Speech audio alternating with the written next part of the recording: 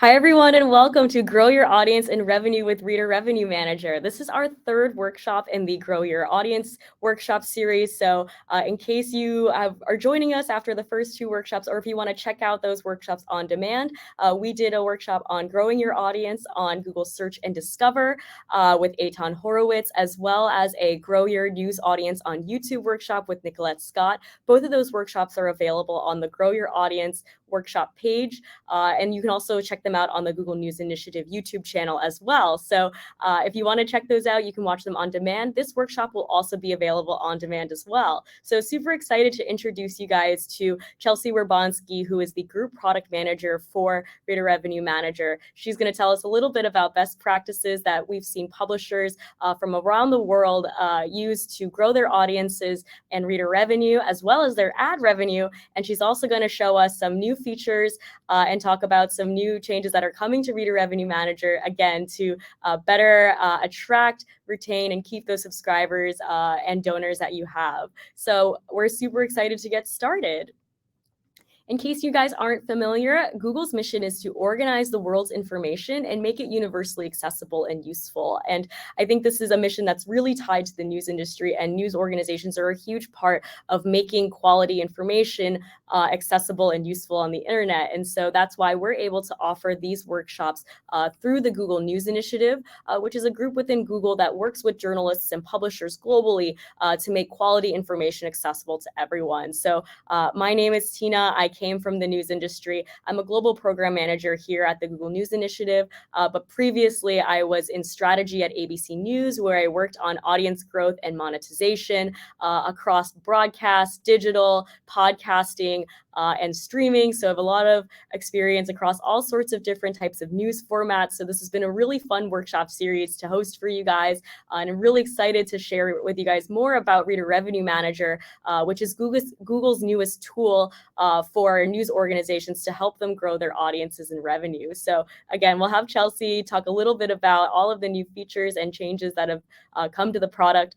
But in case you're not familiar with the Google News Initiative, we have a website that has all of our online resources and guides. There's workshops like this one, there's trainings, there's short guides, there's videos, there's all sorts of different ways, tools, training, and resources that you can leverage so you can grow all sorts of revenue and audiences across all of your formats. So with that, in case you're not familiar with Reader Revenue Manager, you might have known it by its former name, Subscribe with Google, but a lot has changed since the product originally launched in 2018. So with that, I'll hand it over to Chelsea. It was a pretty straightforward paywall tool, focused mostly on large publishers in the news vertical. The original goal of the product was to help publishers with three main challenges: improving retention, driving engagement, and optimizing conversions. But today, Reader Revenue Manager addresses many more challenges, and it's focused on helping publishers of all sizes across multiple verticals, so not just news. But before I jump into all of the new capabilities, I'm going to walk you through the original value proposition, which is still a core part of the product today. So as I mentioned, the original value proposition of Reader Revenue Manager was to help with these three challenges: reader retention, driving engagement, and optimizing conversions. In order to help with reader retention, Reader Revenue Manager can actually drive traffic from Google surfaces to your site. The way we do this is from a specialized UI on the search results page called From Your Subscriptions, and some of you may have seen this in your own queries. This specialized carousel will feature links to your site on the SERP, or the search results page, if the user has subscribed to your content using Reader Revenue Manager. This specialized UI is displayed on the top of the SERP, and it's really beneficial for publications that may rank lower in the SERP, as it's displayed in positions 1 or 2 usually. The feature is not only available on the search results page, but also in Discover and on the Google News app. In addition to sending you qualified traffic, the UI treatment also just keeps your brand top of mind for your readers. Some publishers have seen as much of a 25% lift in click-through rates when the links are displayed in this UI. The second benefit is that Reader Revenue Manager helps drive engagement on your content through persistent login. We keep readers logged in so that they see fewer paywalls and they engage more with your site.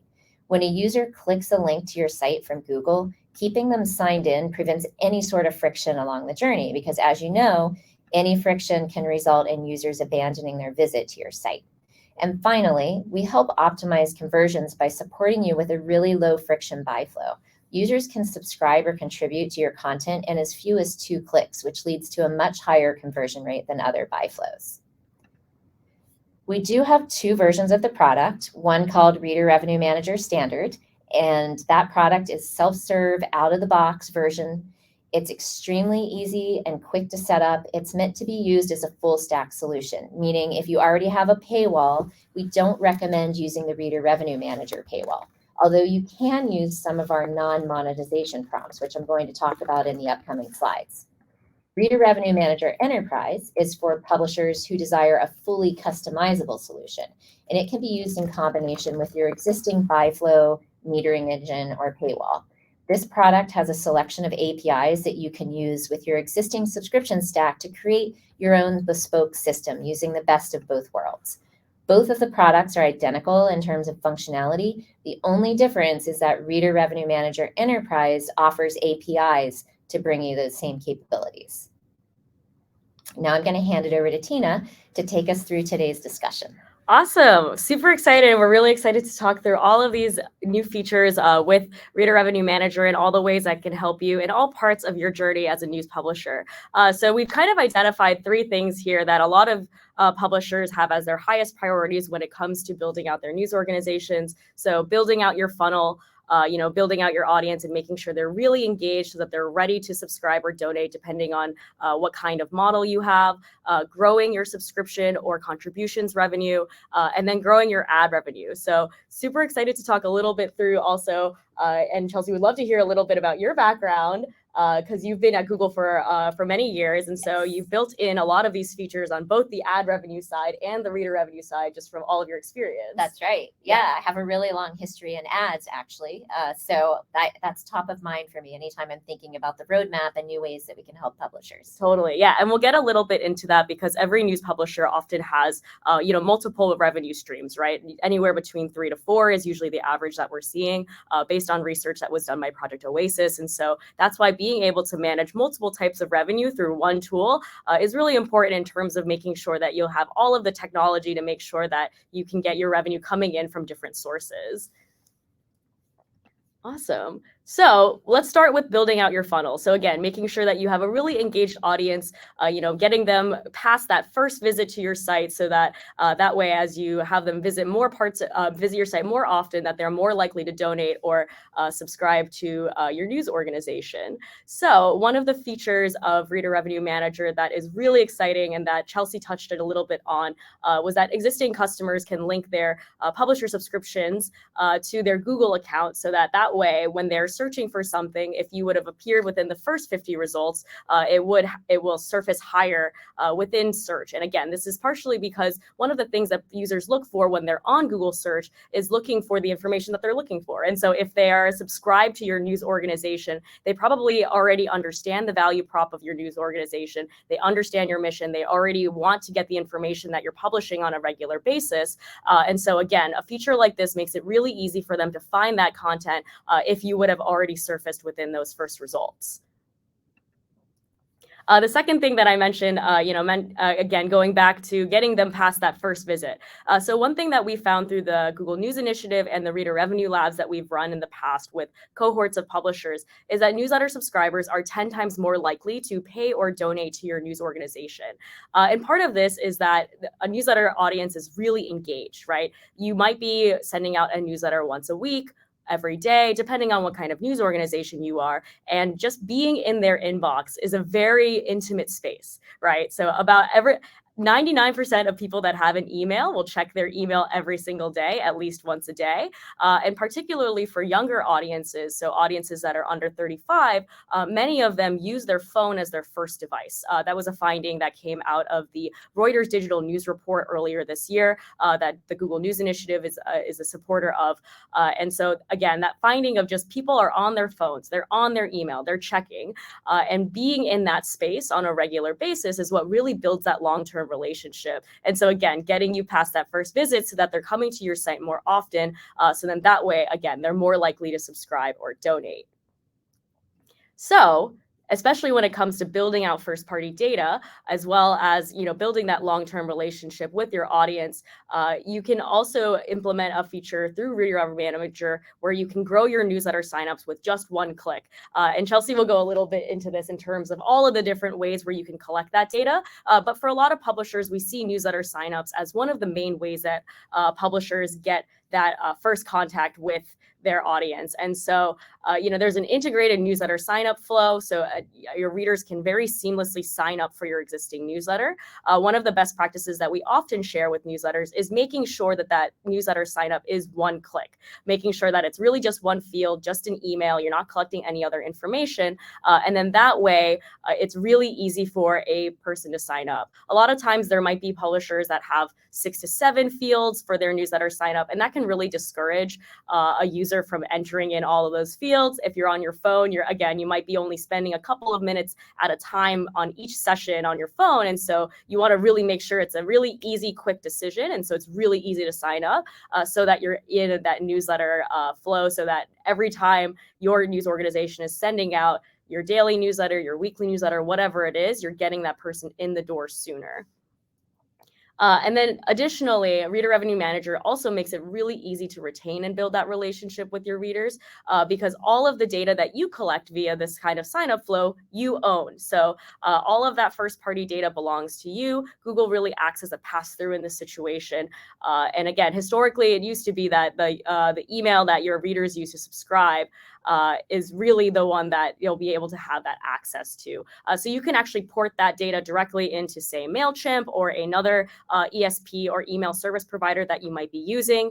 That's the main way that you'll be able to get the most value out of those emails that you're collecting via the one-click sign up. And again, Google doesn't retain or process any of that data. It belongs to you, and it's up to you, on how you want to best utilize it. So again, strengthening that relationship and creating that content, that engaging content, and then also being privacy safe with your audience and your users will be really important to getting them to later be comfortable enough to subscribe and donate to your site, to your news organization. Awesome. I'll hand it over to Chelsea to talk a little bit about Bring Your Own Prompt, which is a super exciting new feature. Super exciting and brand new. It actually went into alpha as of yesterday. So one publisher's testing it. We're going to open it up to more as the year goes on. And then in Q1, it'll be broadly available to everyone. But Bring Your Own Prompt is really cool because it gives publishers the opportunity to embed any form into a Reader Revenue Manager prompt. So for example, if they have an email service provider that they're using like MailChimp and they want to use their own MailChimp form, they can actually render that form in a Reader Revenue Manager prompt and block content with it, ask for the sign up, and then the email address goes directly into MailChimp. Right now with the newsletter sign up, you have to actually port the email addresses over as you noted, but this really just sends the email address over right away. Some other use cases for this, you can use it for event sign up. So we know a lot of publishers are conducting events as a way to raise funds and raise awareness, brand awareness. You could do that. Nonprofits can use this, which is super exciting because they could embed their own payment form in a Reader Revenue Manager prompt. And in that way, nonprofits can use Reader Revenue Manager for the first time ever, really, because we weren't able to support nonprofit payments prior to this. So that's Bring Your Own Prompt. It's super easy. You can see the little form there. You would generate an embed snippet in any of your platforms, copy and paste it into that box, and then it renders as a prompt in Reader Revenue Manager. Super cool. Yeah, and also, again, lots of different ways to collect that first-party data. So again, as Chelsea mentioned, whether you're doing it via newsletters, donations, event signups, site registration, whatever it is, the strategy that you have for collecting first-party data, Reader Revenue Manager will be flexible enough to meet any of those approaches. Awesome. So now you've built your funnel. Now you have your engaged audience and you're ready to grow your subscriptions or your donations on your site. So one finding that came out of Piano earlier this year, which is one of the largest paywall providers that news organizations use, one of the findings they found from their publishers is that about 40% of people will subscribe on the first day. And so what's really interesting about this is that there's almost like two camps of subscribers usually. There's one camp that's 40% that will subscribe on the first day. And then there's a second camp, about 30% of users that will subscribe after 10 plus visits to your site. So you have two very different worlds here, right? You have people that are coming for the first time or people that are coming for the 10th time. And those are the majority of people that are the most likely to subscribe to your news organization. And one way to think about this is partially how behaviors and habits have changed when it comes to new subscriptions, right? Now, many years ago was probably the first time that many of us saw new subscriptions, but now that they've been very common in the market, there's so many options that every person can really look at, whether they want local news, national news, whether it's a special interest publication. Because there's so many options, a lot of audiences might be looking at a subscription if they're already on your website on the first day that they're there and thinking, I am already coming to this site. I know that this is valuable. I really want to be more engaged with it. So they might be subscribing on their first day for that reason. They could also be coming from a device where, they were always a desktop user and now they've become a mobile user of your site. So again, just something to think about is that in your metrics, if it's showing up as them coming on the first day, it could be because they're really seeing the value early on, you're getting them early in, or they're coming on a new device. So it's just something to think about if that's the new experience that they're going through, that is what would drive them to actually subscribe or donate. And one thing to also think about when we think about reader revenue in total, it's not just about attracting those subscribers, but it's also retaining them. So about 2 years ago in the Reuters Digital News Report, one of the main findings was that 31% of people unsubscribe to new subscriptions for financial reasons. So this is where you may want to consider and think about what is your pricing strategy, what kind of discounts do you offer, when do you follow up with your subscribers? Do you do onboarding campaigns with them? How do you bring them in so that they stay long term, right? Or if they're about to come up to the end of their subscription, how are you following up with them, right? A lot of times, if I say lose my credit card and I have a brand new credit card, and that credit card is the one that I have on file with my news organization, but it's no longer the right credit card, that could be one of the reasons why I'm churning as well. So again, all of these little touch points and things to think about in terms of building a long-term reader revenue strategy, whether they are a recurring donation or a subscription. So one of the best practices that we found through our reader revenue labs, again, through our cohorts of publishers, this is actually the example from the Times-Picayune, which is a publisher down in Louisiana. But one best practice is to shorten checkout to 3 steps or fewer. So actually, a lot of publishers now have it at 2 steps. So there's lots of ways to shorten it even further. But shortening that checkout is very similar to the same best practice around newsletters, right? So again, making sure that it's a really short process so that they're not likely to abandon. About 70% of e-commerce carts are abandoned on a regular basis. So this is not just about new subscriptions, but any cart on the internet. And so because of that, what you have is you might have a huge group of potential customers or potential subscribers or potential donors, and you're losing them just because they are leaving the cart, right? Maybe they got interrupted. Maybe they were doing something else. And so the shorter you can keep that process and only really collect the information that you need to make sure that they get that subscription is really important. So for example, if they're subscribing to a digital subscription, avoiding collecting their address because you wouldn't need their home address for the digital subscription, something like that. Those are the kinds of fields to think about that you want to take out when you are setting up your checkout for your specific subscription or donation. So we just talked about doing it in 3 steps, but tell us about how we can do it in 2 steps, Chelsea. Well, so actually, as a matter of fact, Reader Revenue Manager offers the ability to do signups in as little as 2 clicks because we have usually the Google ID and payment details associated with a lot of users. If you are using the Reader Revenue Manager buy flow, that means users can click through super easily. And as I said in the intro slides, we see a really, really high conversion rate because of that. They really don't need to fill out any long forms or any additional information. It's really just acknowledgement of the email address, acknowledgement that they want to subscribe, and then that's it. Awesome.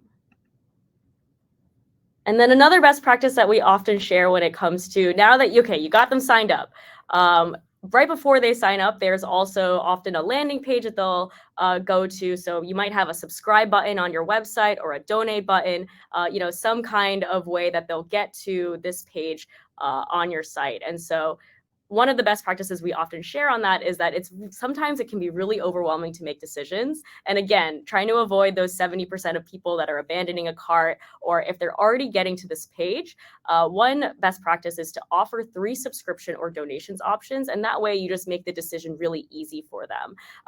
Some news organizations might offer more than 3. And I think deciding and comparing all of the different options, looking at all the different benefits that all of those best practices might include, that all of those options might include, following that best practice to make sure that you're really limiting the number of options and also driving them towards your best option. So in this case, using something like a little highlight around the preferred option that you want people to have, putting a little banner like reader's choice, best option, most value, whatever it is, you're just nudging your audience to be a little bit more clear about which is the best option that you're offering. And one question we get a lot too is, what is the best option? So I think this again goes back to whatever your priorities are for your reader revenue. Whether it is, I have a print subscription and I want to drive more people towards my digital subscription, so I might highlight my digital subscription as the middle option. Again, it really depends on whatever your priorities are, but making these little nudges and making it a really easy decision too on that landing page can really get more of those potential subscribers to become true subscribers or donors.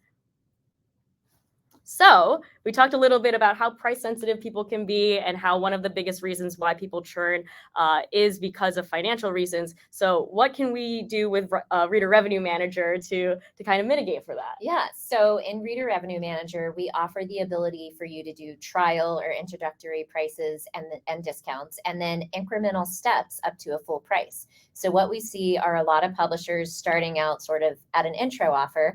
And then when that offer expires, historically, it would go into the full price. A lot of users churn at that point because going from, say, $8 to $40 is a steep jump, and a lot of people just don't want to do that. So Reader Revenue Manager is building something called what we call N-step pricing, which means any number of steps pricing. So you could do incremental steps, 2 steps, 3 steps, 4 steps, all the way up to your full price offer to kind of ease people into the preferred option as you put it over time, as opposed to hitting them with one big price increase at once. Mm-hmm. Yeah, totally. And especially, I think there are always certain cohorts of people that are more sensitive to price. For example, in the same study, they found that parents are more likely to unsubscribe. So, making sure that there are these little tweaks so that there isn't so much of a sudden change can really make sure that, you're not only retaining your subscriber or donor, you're also making sure that they feel comfortable with the whole process, right? It's not so sudden to them, and making sure that, you're actually able to keep them for longer.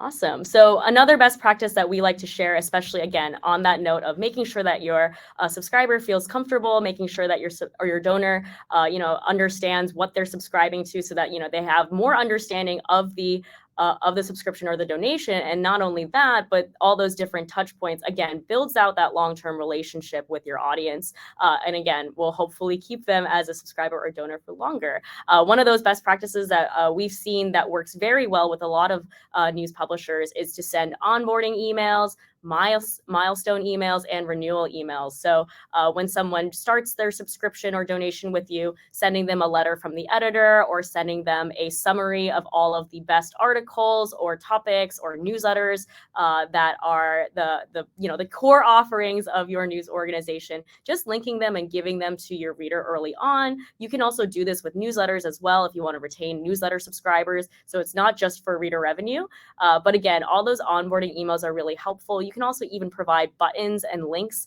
that go directly to sign up for newsletters. And again, because newsletter subscribers are often 10 times more likely to be paid subscribers or donors, it's also the other way around too, where subscribers and donors often like to sign up because there are exclusive newsletters. So offering those kind of pathways back and forth can really keep your audience engaged and again, retained for the long term. And again, some other emails that we've seen publishers send that have worked really well are things like milestone emails. So sending an email on the anniversary of when they first donated or subscribed. We've seen other publishers do things like, oh, this is your 3rd year subscribing to the Example Times or something like that. Again, making sure that you're celebrating not only those milestones that they have with you, but you can also send milestone emails like birthday emails, right? So if you collect that information, you can send a happy birthday email, things like that. And then lastly, as I mentioned, renewal emails. So if they don't have an auto renew set on, making sure that you're sending an email to let them know that their subscription is expiring. Some news organizations will even put, this is the great new journalism you could be missing out on if you don't continue your subscription. So you can also re-up your content at that time to make sure that everyone is really getting a sense and understanding of what they would be missing out on if they're not continuing their subscription. So, and I know this is, again, another really cool feature that's coming soon for you guys, but on renewal offers, what is Reader Revenue Manager able to offer for publishers? Yeah, so we know, as you said, that any sort of engagement with your readers is important, and it's especially important when someone's offer is about to expire, especially an intro offer. And so what we want to make sure publishers can do is send sort of like a customized renewal email to try to prevent churn, because we want to entice those users to renew their subscription. And the ways that we do that is we give the publisher the ability to include customized marketing messaging so that they can remind the reader the value that they're getting from their subscription. There could even be included a customized offer. So if the user renews now, for example, maybe they get a slightly discounted price. Super cool. Yeah. And again, always easier to keep a subscriber than to have to attract and gain a new one. I don't remember the exact number off the top of my head, but there is a significant cost difference to that. Again, if you can keep them for longer rather than having to attract a new one. And also this, again, prevents that break in service for you as well. So it just makes it a lot easier for you to try to retain them. Right. And if you can't retain them, we also provide publishers with the ability to try to find out why. So we can't prevent people from canceling. If they want to cancel, we have to let them cancel. But what we are doing is building what we call a cancellation survey. So if users click cancel, we trigger a survey that asks like why they're canceling, maybe what kind of content they were looking for that they didn't get. Maybe they weren't seeing value in the brand or whatever it is. But the idea here is to give publishers as much insight as possible into why someone might be canceling their subscription so that they could try to rectify that in the future to retain more readers. Yeah, totally. And because you can always then put that back into your understanding of your subscription as well, right? So if you're seeing a lot of people are unsubscribing for financial reasons, you can introduce a lower tier subscription price. You can kind of reevaluate the benefits that you have so that it's more worth it. So it's more specific to whatever that audience is. And we'll go a little bit more into first-party data in a little bit as well.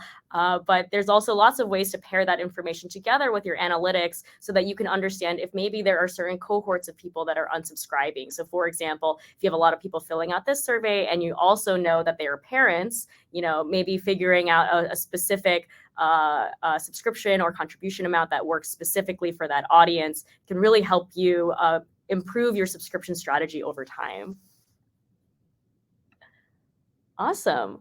So on the very last piece that we'll talk about here, and then we'll open up for any questions. So again, if you have any questions, feel free to click that Ask a Question button. If you're on the Gather page below the video here, if you scroll down, there's a summary and a Q&A section. Just click into Q&A, and then there'll be a little button where you can ask a question. If you're on YouTube, you can also ask questions directly on the left here, which is specifically in the little chat bot. So if you have any questions about growing reader revenue, about growing your audience, about growing ad revenue, we'll make sure to answer those. Or if you have any specific product questions about Reader Revenue Manager, and if you want the link directly to Reader Revenue Manager, it's linked in the resources section. But again, we'll make sure that there's a comment as well so that you can click directly into the tool.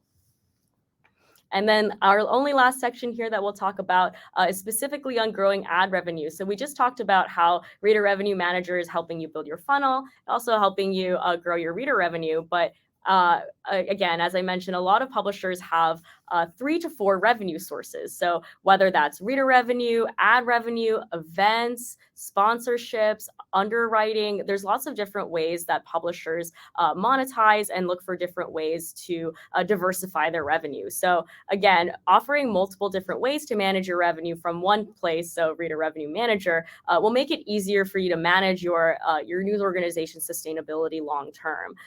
So again, oftentimes we get asked too, what's a good mix of revenue types, right? Like, should I have 25% across the board or something like that? And in general, one thing that we always recommend is that because publishers average 3 to 4 revenue sources, you don't want any one source of revenue to necessarily take up the majority of where your revenue comes from. And part of that is that, based on different things that happen in the world or the economic times you're in. For example, if people are cutting their subscriptions more because you're in a more a declining economic time, one of the things to think about there is, okay, are there other revenue sources that I can pay more attention to or that I can focus on to kind of make up for that? Or if there's one revenue source that you have that's really skyrocketing, that's great. But again, making sure that you're not super reliant on one of them, that will really help you manage through as many uncertain times as you possibly can, and also give you more options depending on how each of them play out. The other thing that's really great about this is not relying on one revenue source allows your journalism to be more independent. And part of that is because you're not specifically beholden to one group of people, right? So it's not necessarily that your subscribers are your most important cohort or that your advertisers are your most important cohort. By spreading out where your revenue comes from, that allows you to have more of that flexibility. And then secondly, one of the things that, as we mentioned, a little bit on first-party data and understanding your audience, understanding your subscribers. One finding from Lion earlier last year was that 57% of news organizations conduct surveys. So that means that 43% of news organizations have the opportunity to conduct surveys. And conducting surveys is a really great way to understand a little bit more about, what does my audience want? What do my subscribers want? What do potential subscribers want? Whether you conduct an annual survey, a quarterly survey, regardless of whatever it is, it's really important to be able to understand not only who your audience is, but how they change over time, right? Are there certain benefits or things that they don't want in their subscriptions? Are there certain topics they want you to cover? One story that is one of my favorites from the Google News Initiative was that one publisher did a survey on what kind of newsletters to launch. And when they did that survey, they went into it thinking that they were going to launch a school survey. So they're thinking, parents in the community are super involved and they want to know what's going on in the schools. When they did the survey, they found out that it wasn't that people in the community wanted to know about schools and all the PTA politics. It was more so that they wanted to know about traffic. And so this publisher ended up launching a traffic newsletter, but the newsroom was was thinking very hard about, we wouldn't have gone out there and said, we want to launch a traffic newsletter. We had to hear that from our audience. And so that's why we decided to launch the traffic newsletter. So Chelsea, tell us about how we can understand our audiences a little bit more with built-in surveys from Reader Revenue Manager. Yeah, perhaps, in my opinion, one of the most exciting features we have in the product. So Reader Revenue Manager offers you the ability to trigger surveys to your reader in exchange for content.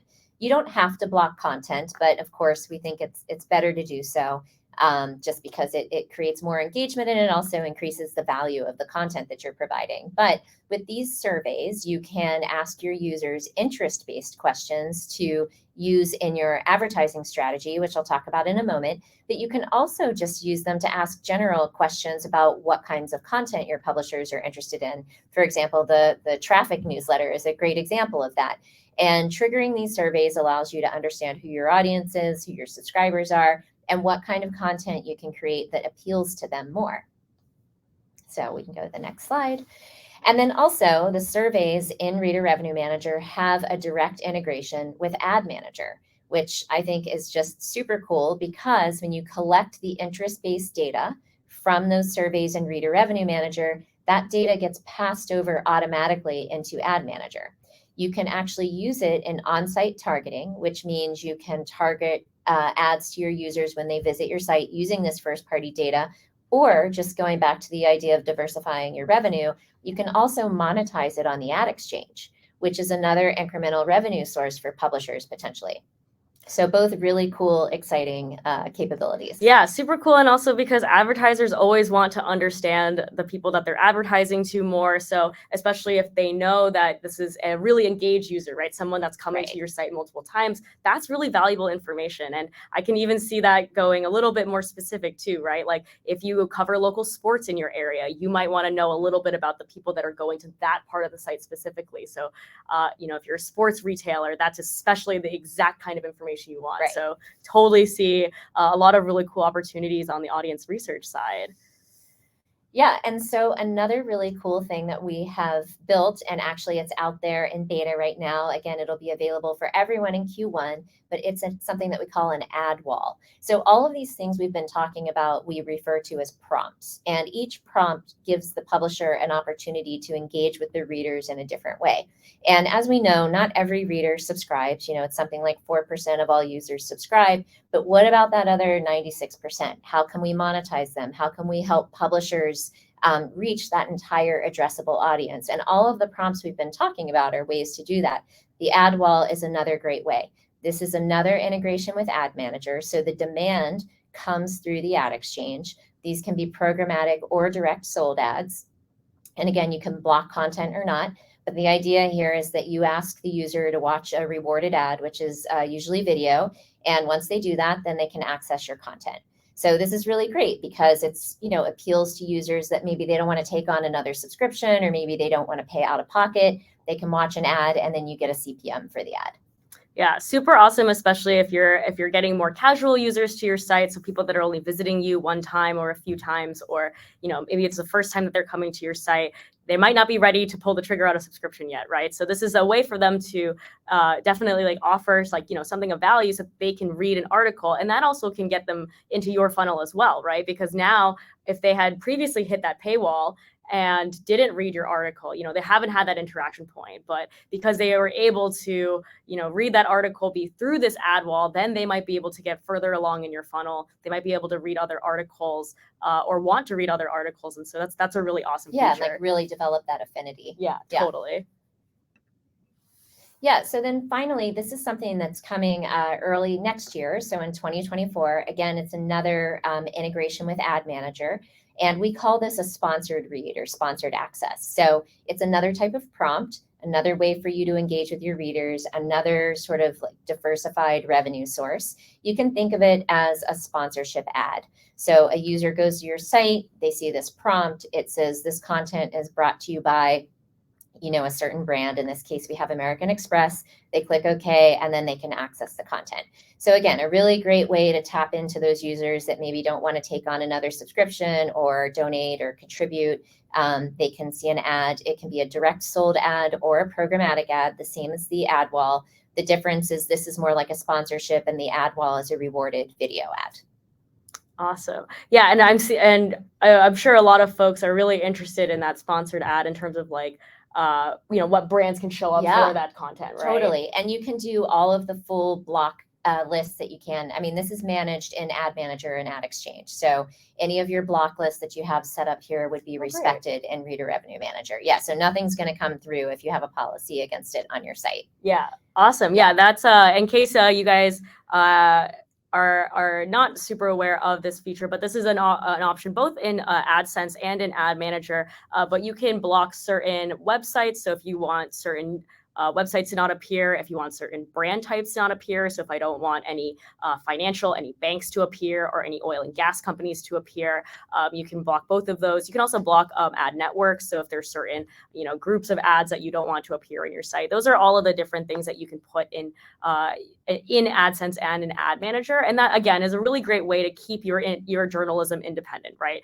We're probably worst case scenario for a lot of news organizations is you write an article about an oil and gas company, and then an oil and gas ad appears right next to your article, right? So again, it's really great that this is so integrated within Google Ad Manager, because if you already have that set up, you don't have to worry about it here either. Totally. Yeah, and then just going back, you've talked a lot about funnels. So Reader Revenue Manager has a sort of native funnel capability. So all of the things we've talked about in the latter part of the deck, as I said, we refer to them as prompts. So a paywall is a prompt, a newsletter sign up is a prompt, a survey is a prompt, an ad wall is a prompt. In Reader Revenue Manager, you can string together any number of these prompts in any order to create a funnel for your users. So if, Tina, you go to a website and you're not really sure about the brand yet, maybe you get a free read at first, you come back again, the publisher might hit you with a sign up for my newsletter prompt, you go away, you come back again. Now, they see they're starting to you're developing an affinity for them. Maybe they'll ask you for more data. So they might ask you to fill out a survey. And then finally, on your 5th visit, at this point, you've come back multiple times. Obviously, you're seeing value in their brand. So at that point, they might ask you to subscribe or contribute, make a monetary donation in support of the product. But you don't have to do monetization here. Any of these prompts could serve as the end event or the end conversion event. So if your goal is just to collect data, that could be the end result. And as I said, you can string these together in any order that you want. You can combine them with free reads, you can combine them with a paywall, or any of the prompts that are available. It's totally flexible. Yeah, it's super cool to see that you could put the survey in and out of different parts of the process, right? So you could do it at the very beginning, you could do it closer to when they're subscribing. So that could also affect what kind of things you ask in those questions. And again, that audience research is also monetizable on the ad exchange. So again, there's all sorts of different places where you could insert those different prompts. That's a really cool strategy. Yeah. Awesome. So that is all of the content that we have prepared. Again, we're leaving the remaining time here for questions.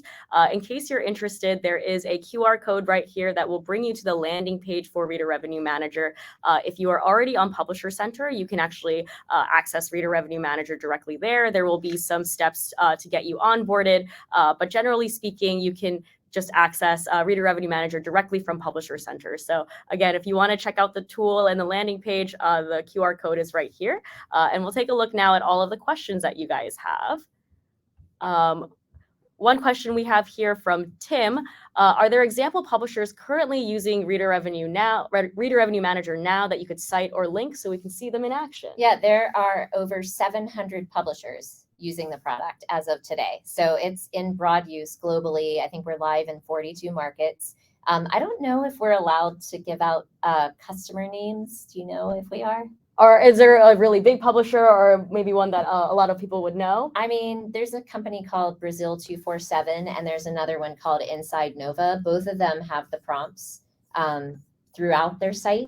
So you might have to access different pages because a lot of them use a few different strategies, but those are two that they agreed to doing case studies. So that's why I assume it's okay to mention them, but you could check them out and see the prompts in action. It's also really easy to sign up for Reader Revenue Manager, and it's also free unless you have a payment transaction that goes through. So if you're interested in just testing it out, you can just sign up and set it up really quick and kind of see what it has to offer. Yeah. Awesome. And is there a part on the Inside Nova page that we can share? You have to go to the home page. So I'll share my screen here so you guys can see it. Let me see. I mean, I haven't been here in a little while, but if you go to the home page and click into an article, it should pop up. Okay, let's see here. Awesome. So I'm on the Inside Nova page. Then just click into that first article. Let's go to this first article they have. And it takes a minute. They have a lot of stuff loading on their page. So awesome. Give it a second. Here it is on the bottom. It's rendering. Awesome. See it there? But the lag is not because of us, it's because they have that weird video thing there on the right. So you can see this is the contribution wall. So all of the prompts would look like this. It's just the content that's displayed inside of the prompt would be different depending on what they're triggering. So this could have a survey, it could have a newsletter sign up, and so on and so on. Awesome. And I will show, so basically I just clicked into the contribute just to see what that process looks like. It pulls up a pop-up, and so it'll actually push you to, in this case, it pushes me to Google Pay. It already has my credit card information loaded, so it's really making that process really quick. Let me see if I can share this specific part. So, because this opened in a new page. So when this loads on the very bottom, you'll see it. And my computer is going to be a little slow because I'm also streaming at the same time. But this is so interesting. There we go. It's the survey. I just got a survey, so super cool. So I can fill out my information here and provide that. So I can see, learn more about our audience. So do I want to buy products from the following categories in the next 6 months? So I am thinking of buying some new electronics, so that's a good one. So that was really cool to see. Yeah, and the reason why that happened is because you came 2 times in a row, and so they have their funnel set up. So the first time they ask you for a contribution, and the second time they ask you to fill out the survey. Super cool. Yeah. I've just refreshed the page, so let's see if it goes back to that original prompt. In case you guys didn't see it the first time. Another prompt. They might have, they might have multiple. But this is a great example too. If you want to go on the Inside Nova website and click into any of their articles, you'll be able to see all of those prompts show up. So I also, if anything, I feel like today I might have hit my limit already. So they do frequency capping as well. So they probably have that frequency cap set up. But in case you're interested in that, that's one place where you can see it. I guess Brazil 247 is another one that you mentioned. Yeah, but I don't necessarily know where the prompts are on that page. We could just see if it's on the front. This is all live. So I know it's always dangerous doing a live demo. Could try also, clicking in as well. Okay, let's see. Looks like the page is still loading. Yeah. I'll give it a second to load, and then, here we go. So I'm going to share this tab as well so you guys can see it.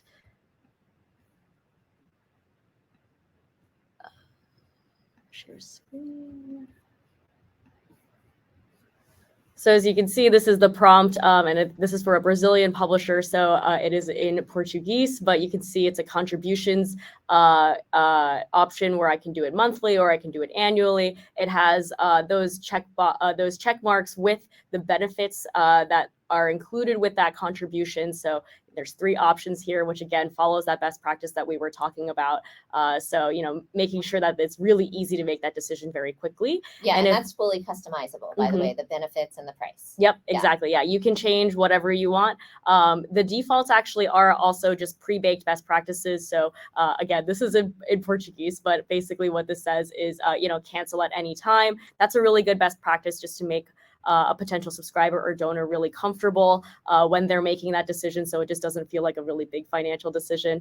And so what you can do here, when you click into it, it will actually open a little pop-up again that will bring you to whatever the default payment options are.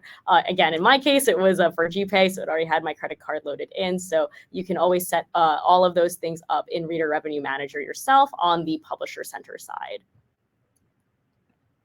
Awesome. Great question. Let me see if we have any other questions here.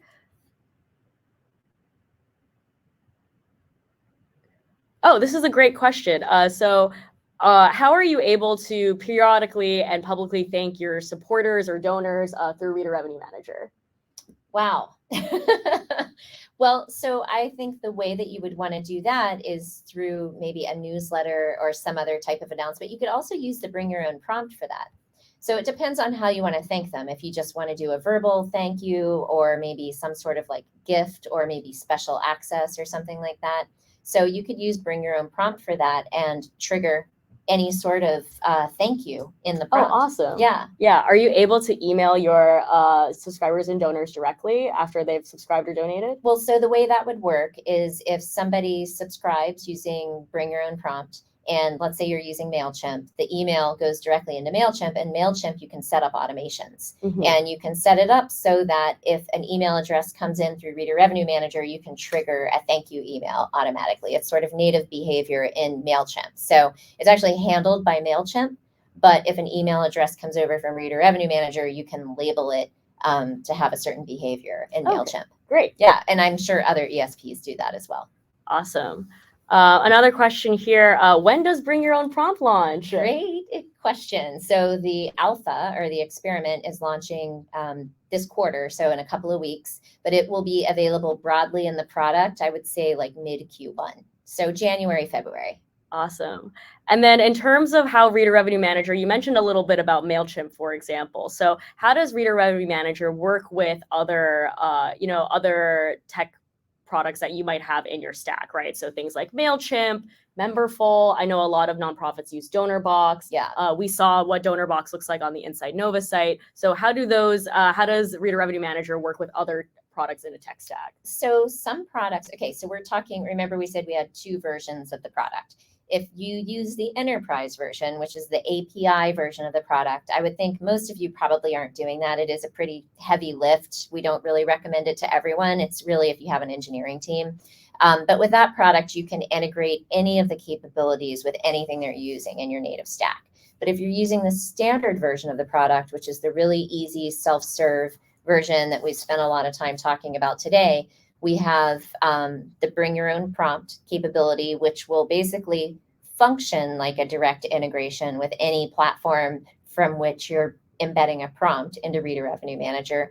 Things like Memberful and DonorBox, it really comes down to your own implementation. So Reader Revenue Manager has its own meter, and all of the prompts that are in Reader Revenue Manager utilize the Reader Revenue Manager meter. So if you're using another product that also has metering, like a DonorBox or a Memberful, you would need to implement them on different pages, because if you put them on the same page, the meters won't be able to talk to each other, and then the prompts will conflict. I mean, I guess you could load a bunch of prompts on the page, but that wouldn't be a great user experience. And then, of course, we have the direct integration with Ad Manager. In the future, we're probably going to do a direct integration with the ESPs so that you can, instead of putting the email addresses in a spreadsheet and then exporting them manually, or instead of using Bring Your Own Prompt, we'll just have a direct integration. But we first want to see if people just use Bring Your Own Prompt. And if that's good enough, then we won't do the direct integration. Yeah, super cool. Yeah, one thing that I love sharing about Reader Revenue Manager is just how much user feedback and how much publisher feedback you guys have used to build the product and continue to build the product. So it is, again, purposely designed to be flexible. That's why I think right now, especially the way where all of the data loads into, a spreadsheet, it allows you to use any ESP. So you guys are building those integrations so that it's a little bit more seamless, but as is, again, that's just to really emphasize you own all of that data, you own all of the outputs of it, and so it's kind of up to you in terms of like how you want to direct it into the different parts of your tech stack. Yeah, we truly are a publisher product in that way. We aren't, we're not really generating revenue for Google. We're trying to generate revenue for the publishers and for the publisher ecosystem. That's really the mission of the product. Mm-hmm. Got it. And we have one more question here. Again, just to clarify, because I apologize, Charlie, that if I misinterpreted. But it seems that this publisher wants to publish readers' names as part of that thank you. Is that something that you would be able to do through Reader Revenue Manager?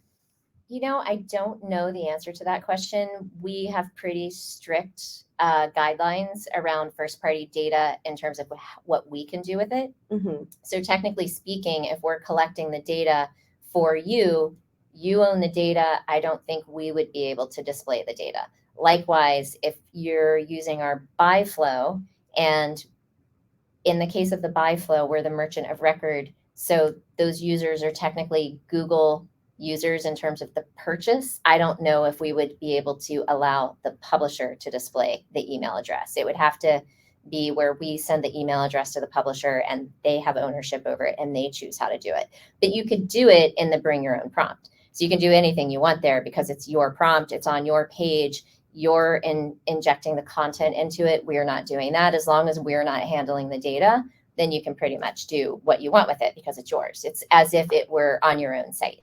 Yeah, totally. And this is, again, has more to do with like also how you communicate with your audience on what you collect data for, what you're going to do with that data. So again, if you have that established relationship with your audience, if you're using DonorBox, for example, through Bring Your Own Prompt, you would be able to do that. But if Google is specifically collecting that data, that's what can't get ported over, right? That's right. And I'm noticing the marketing terms here. So I think that's referring to when a financial transaction takes place. So it's those terms are different if you're just, for example, using Bring Your Own Prompt, because really all we're doing is rendering the prompt. We're actually not even involved at that point. We're just sort of a facilitator of a technical capability. Awesome. Yeah. Hopefully, yeah, Charlie, let us know if that doesn't answer your question. If not, we'll make sure to follow up in a comment.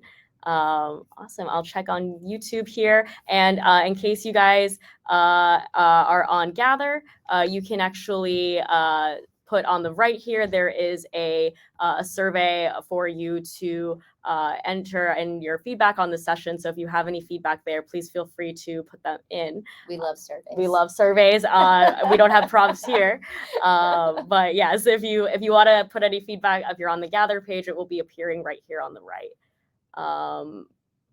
Awesome. So we have, again, kind of still on that question of displaying the first name. So again, that's the same thing where if it's considered that first name and last name are all both considered PII, which is sensitive information. So again, if you have that collection through your site, if you establish that clarity with your audience that you'll collect this data from them and this is how you'll use it, however you collect it, that's totally fine. So again, if you're doing that for your newsletter sign up, for example, you could use that however you wish. Totally. But it's specifically when there's a financial transaction involved that you wouldn't specifically be able to do that for Google, right? Within the prompt. Yes. So if you're collecting an email address and then putting it into your own system and you want to send a thank you email, by all means, you can absolutely use the user's name because that's your data, it's your email system. At that point, it has nothing to do with Google.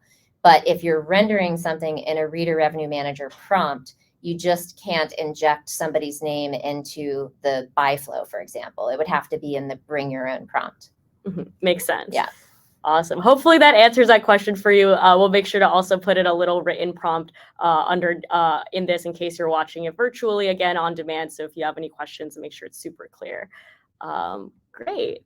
And again, if you have any other questions, feel free to leave them. Oh, awesome. Okay, Charlie, we have one more follow-up on this.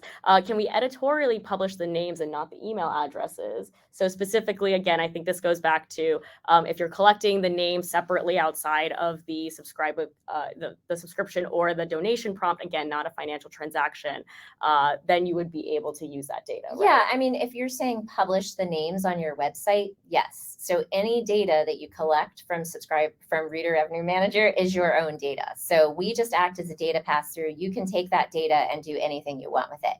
What our terms are referring to is you can't do anything related to the financial transaction because Google owns the data in that specific scenario. But if you're doing newsletter signups, surveys, site registration, Bring Your Own Prompt, all of that data is just going directly to you. It has nothing to do with transactions. We're not the merchant of record. We're not really involved. We're really just a facilitator. Mm-hmm. Awesome. And again, if you have any other questions, feel free to leave them and we'll respond to them by the end of the day. Great. So glad. And if you have any other questions or if you have any other feedback, feel free to leave them in the little survey form on the right here. But thank you guys again so much for joining us. We are super excited to be able to talk to you guys about Reader Revenue Manager. If you want to check out the other workshops in this series, we did a workshop on search. We also did a workshop on YouTube that you can also rewatch. If you want to rewatch this workshop, it will be available on demand as well. And if you want to get the link directly to Reader Revenue Manager, it's linked directly on the Gather page itself under the resources. So you'll be able to click right through there. And if you want to explore more resources around Reader Revenue Manager, we also have a little guide on the Google News Initiative site that's also linked on the Gather page. So all sorts of places to look. We're super excited to hear about all the different ways that you guys will use Reader Revenue Manager and all the features that are coming that you'll be able to integrate to be able to build your funnels, grow your reader revenue, and grow your ad revenue.